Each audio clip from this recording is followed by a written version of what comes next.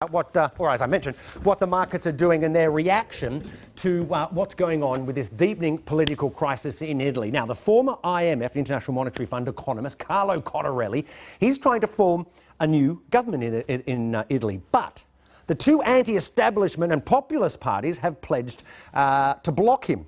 The country is dogged by high unemployment and has the eurozone's, in one form of measure, its second highest level of government debt. That amount is $2.7 trillion. Independent analyst Stephanie Hare is here, always and a familiar face. Always good to see you, Steph.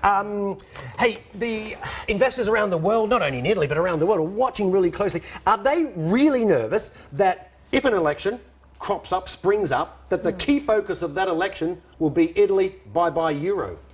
I think that's what's so amazing with this story is that the original election that we had on March 4, which has led to the government discussion that we're having now, was not fought on a campaign about whether Italy should leave the euro or not. So these two parties sort of got the majority to form a coalition, if you will, but they had never mentioned about leaving the single currency, the euro. Exactly. So the man that was nominated to be the economy minister, the finance minister, is Paolo Savona, and he's an octogenarian, and he had written a book about how Italy could leave the eurozone.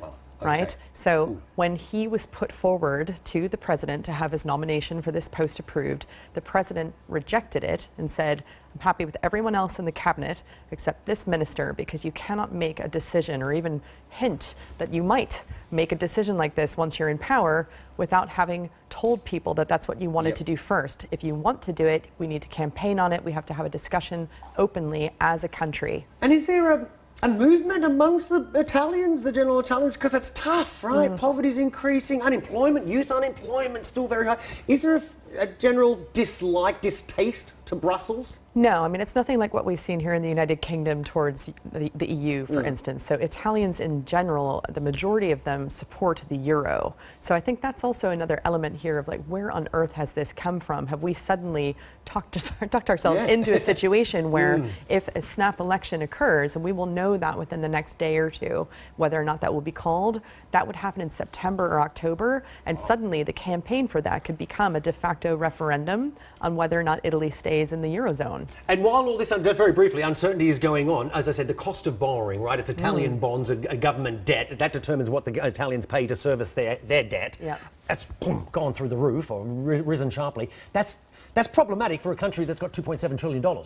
It's problematic, but right now they can afford probably to service their borrowing this year. And don't forget, we've got the ECB, which is on standby, ready to go. Pumping money like there's no tomorrow. Yeah, the real risk is contagion in the rest of Europe. That's what everybody's scared of. Is this going to be 2011 to 2012 all over again? Right, Greece kind of thing is one of those. Okay, Steph, always a pleasure. Thanks for taking us through. Stephanie Hare.